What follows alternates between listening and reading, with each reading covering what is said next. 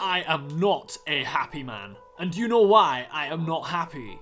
Because I played and I lost. And I am not used to losing. I am sick and tired of having to lose to stupid decisions. So you know what? Today, I'm gonna have to choose a different team and I'm gonna have to play better. And that's not something I like saying because I'm already a god and I have to play better than a god. Mate, it's not fucking easy. But you know what? I'm gonna keep Alex Onesie Burnett locked up in this cage until we get a win. So you know what? Yeah, let's see what happens. Oi, dickhead, come and narrate this for me. Alright, Swagnet, let's get this done. Right. How's it going, guys? My name is Onesie Burnett and welcome back to the Battle Union, and this will be week 2. So, yeah, we didn't get off to a great start last week, but the damage limitation we did was possibly very, very useful. Because if we want to make a comeback and try and get out of this group and try and make it into playoffs, we're going to have to play a lot better than we did last week. But we made one bad decision last week, and that ended up possibly costing us the game. We played very well in damage limitation after that. So, I'm feeling good after a loss, and that doesn't happen very often, but I feel like I played well to try and keep myself in the game. So, yeah, basically, this week we're up against Redithan, or Ethan, and he was one of the few people that I actually had, like, heard about before joining the league. One of the newcomers I'd heard about before joining, because I found his channel just off by chance, since he did a strange video, which was, we are number 1, except the first number 1 is replaced with a Pokemon Showdown live featuring Redithan. So I was like, okay, you already have my attention, sir. And yeah, after watching a couple of his videos, I realised he has a very specific style of play, which I'm not going to point out because I'm going to keep that in the back of my head. I feel like I did background research for this game. But yeah, we didn't make a change after week 2 because I didn't see that Mega Alakazam could do as much work as I would have liked it to be able to in this match. I felt like it needed to do a lot more than I was able to do with it. So I decided that I was going to make no changes after this match and we're going to stick with the same team. I probably could have taken Swellow to do things. Swellow would have been a very nice choice off the bench, but honestly I missed my timing and there was nothing I really felt like I could have afforded to take away.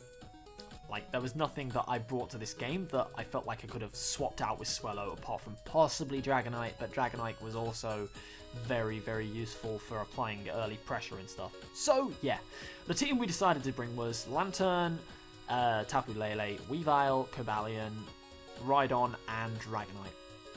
So, yeah, interesting matchup because I felt like I could do a lot of work to him with the offensive core of Weavile, Lantern, and Tapu Lele. I felt like I just needed to get around with some cheeky Volt switches. So that's pretty much what I built the team off of. If you look in the description, you'll find the full team, but just in case you can't be bothered to read. We have Scarf Lantern. I think this was Nature's Madness, 3 attacks, Tapu Lele. Weavile, which was, I think, Life Orb with 4 attacks, one of them being Ice Shard, one of them being Knockoff. The same Cobalion as last week, actually the exact same one, because I didn't need any other moves or any other EVs. Rhydon, which was max HP, max attack, with Eviolite and Stealth Rocks, and the Dragonite, I believe, in this game was a full-out attack with Dragon Dance, 3 attacks Dragonite, 3 attacks Dragon Dance, I'm not sure. If you want to be 100% sure, just look down in the description, I'm sure it'll come back to me. I should probably not be doing this without looking at the sets again, but it was a while ago and they got deleted from my PokeSave and from my Showdown, so I don't really have access to them anymore. All I remember is that it was Scarf Lantern, and I felt like Scarf Lantern was very important because I could outspeed a Mega Pinsir plus with the Scarf. I can outspeed max speed Mega Pinsir. I couldn't outspeed Raikou, which he had. So, yeah, it should be an interesting matchup. But, yeah, Ethan's team, which I will drop up on the screen now, really threatened me. Like, I felt like the Raikou was one of the things that really threatened me the most, so Lantern's presence was kind of needed, and I didn't really feel like I needed any other particular set of Lantern, but Calm Mind Raikou could really have crapped on me. He didn't decide to bring it, so I look at the team and I figure that Kommo-o is going to really hurt me if I don't be careful. I need Weavile around to be able to Ice Shard it if it gets too dangerous. I need to be able to pressure this Kommo-o into a non-favourable matchup for him, because if it sets up with a Dragon Dance, then I could be really, really screwed, because I don't really have much that can take it on. I know that Rhydon can phase it out because I have Dragon Tail on it, but apart from that, there's not really too much that I can do to it. So yeah, Kommo-o is a big threat. Suicune could be very dangerous, and Skarmory, as usual, is a bit of a threat. So yeah, I have got Fire Punch on Dragonite and Rhydon in this game, because I had a feeling Torkoal could be coming and I wanted to abuse the drought a little bit. So yeah, anyway, let's get into this game and see what happened when we took on Redithan.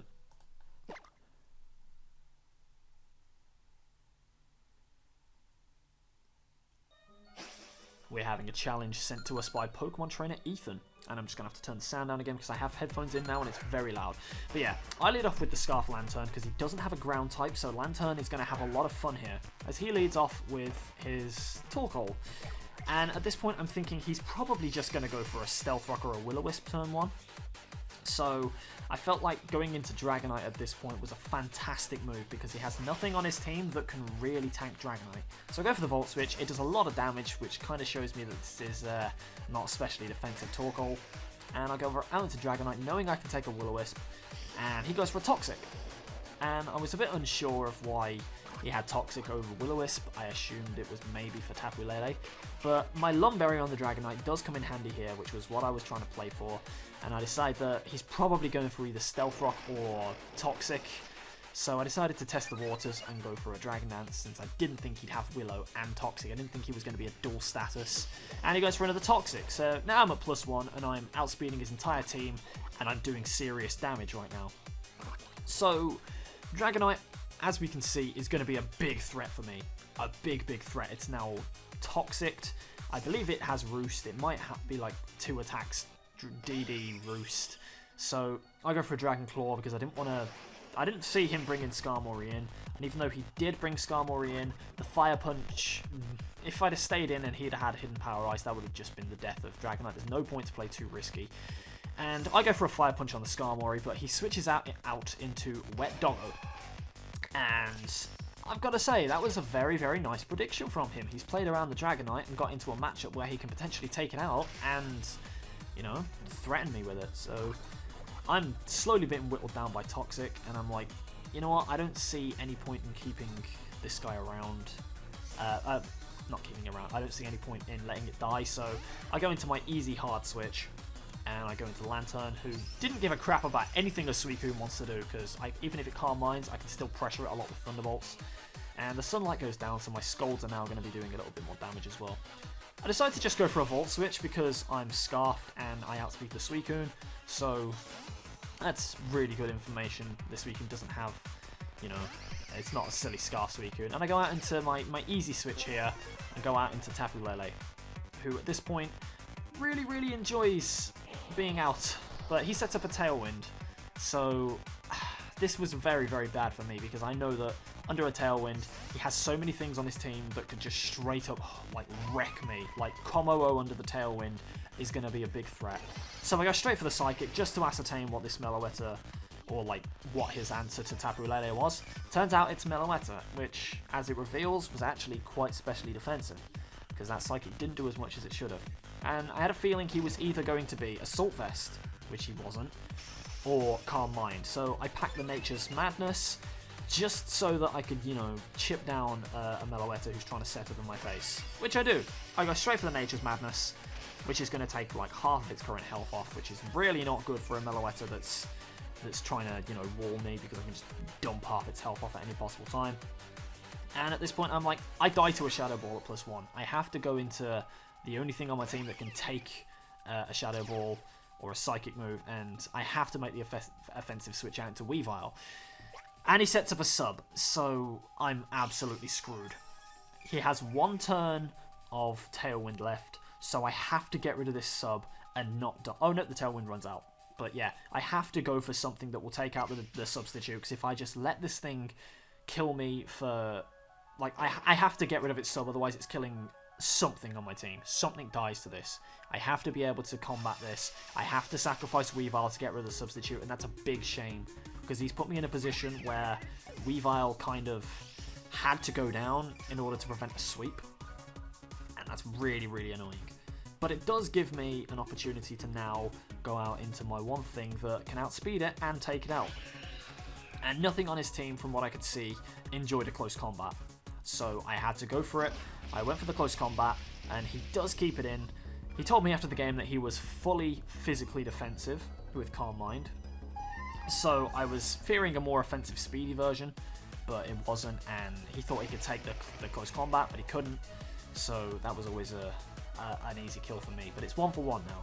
So the combo no comes in, and I'm really, really struggling at this point, because I have to figure out what this thing's set is, and I have to go into the one thing that feels like it could take a +1 fighting move, and it goes for Autotomize, which instantly puts me in a really bad position. So I'm going to pause it here. He doesn't have the Dragon Dance, he instead has double speed.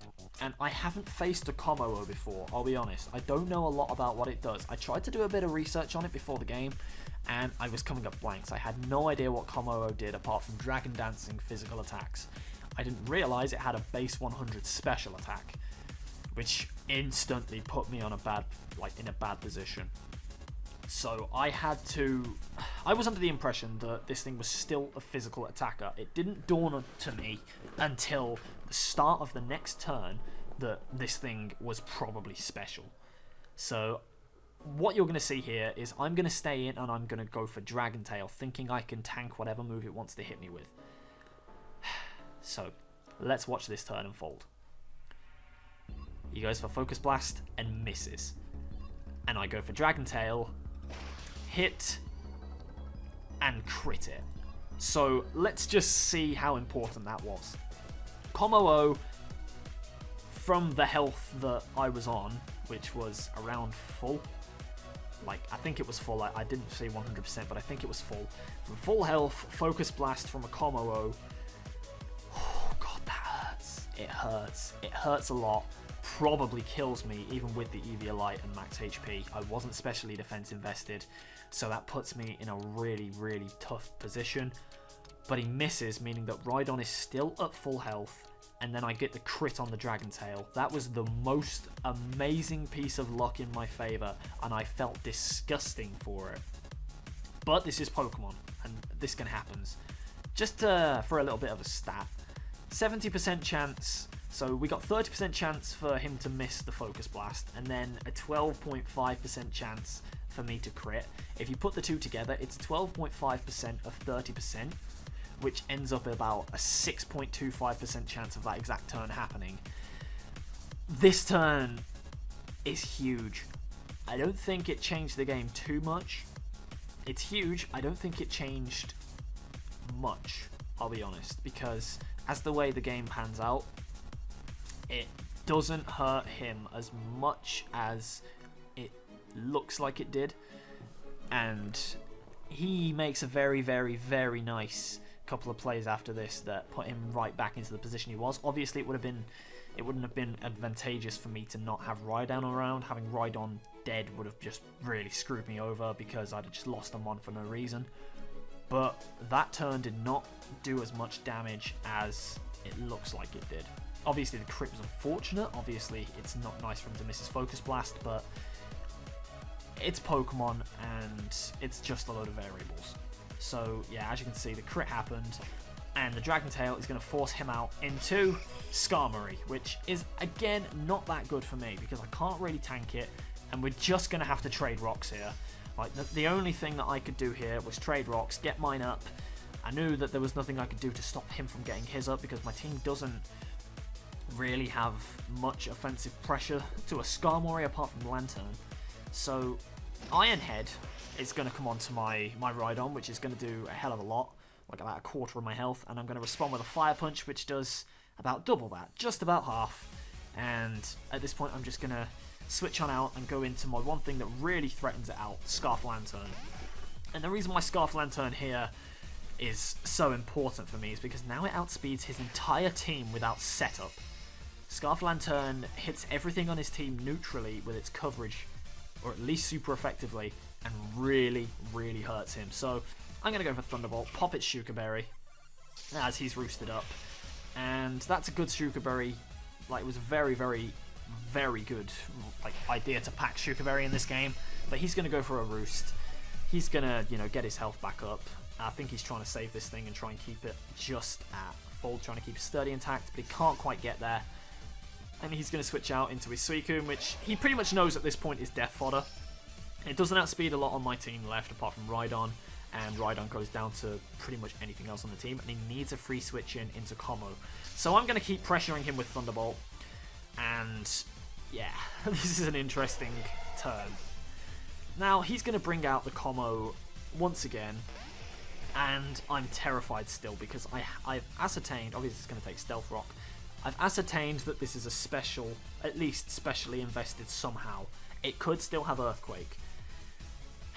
I had to take a risk. I had to make an educated guess that this was a fully special Como. That was the only thing I could do, because if this was a mixed Como, then I really, really struggle. I can't do anything otherwise. So I have to make that assumption. I have to... If this is like a mixed Como, I lose right here, right now, and that's why it didn't affect the game as much as it looks like it did. However, one interesting little piece of information is that the crit Dragon Tail has put it in the range of 2 Thunderbolts from this Lantern, which it wouldn't have done otherwise. He has to hope here, if he is a special Como, that he has enough investment and gets a crit to be able to kill my specific EV spread of Lantern. So what's going to happen is here, I'm pretty sure at this point he's going to have to take the turn to set up, because I outspeed him and kill him otherwise, and this is his last chance of a sweep. He has to set up and he has to go for a Clanging Scales. So we're going to stay in and not switch out, and we're going to go for another Thunderbolt and see what happens. So we are faster than him because of Scarf, and we're going to go for a Thunderbolt, which is not quite enough to take it out. It's definitely a 2-hit KO, and he's going to set up like I predict. And that's absolutely crucial. That's absolutely crucial, because now he's going to outspeed, and now he's going to Clanging Scales us. He's not a mixed Como. He's going to go for Clanging Scales. He doesn't get his crit, and his defense falls, and now Squishy is able to revenge this Como with Thunderbolt. And that's the biggest threat to my team down. And that's huge. That's absolutely huge, because now Scarf Lantern mauls his team. I haven't seen a Brave Bird on this thing, which I don't think it would kill me from this health anyway, so I have to go for a Thunderbolt. I stay in just to keep the pressure on. Thunderbolt goes onto the Skarmory, does a hell of a lot of damage. He decides to roar me out, and he takes me out into my good buddy Cobalion, who at this point can revenge it with anything it wants to do. So what we're going to do, we're going to let the leftovers come back on, because at this point I feel like I have a firm hold on the game. I'm going to go for Volt Switch, and we're going to go and take out this Skarmory with the Adamant Volt Switch.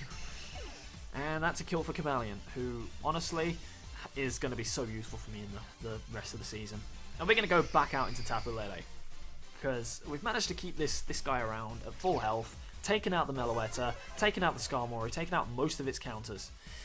So he's going to go into Mike Fisher, who is indeed a Pinsir. And here I was in a very weird position. He's obviously going to, as you can see, I'm going to stay in. He's going to Mega Evolve. I have to hope and pray that I can live the return. I don't think I do, but I had to I couldn't risk this thing setting up in my face. If this thing sets up to +2, I lose. Well, not necessarily, but if this thing sets up to +2, it can be a bit of a nuisance. So yeah, I didn't want to risk it. I wanted to go straight for my Thunderbolt, which I had brought on this week, just to make sure that this thing wasn't going to set up. I had to play safe and play conservatively, and that meant I was half sacking Tapu Lele here. So yeah, he's going to Mega Evolve. He's obviously going to go for the return. So I'm not going to enjoy this. Let's just say this right now. I'm not going to enjoy this return. It's going to take out Tapu Lele. And that's that gone. That's very, very annoying. But I make a misplay there. A misplay here. And that misplay was going into Rhydon.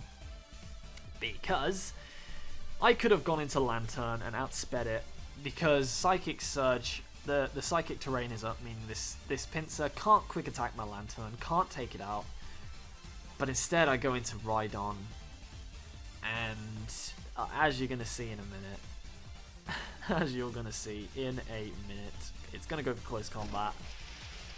And that's going to really, really hurt me. And it's going to put me at lower health.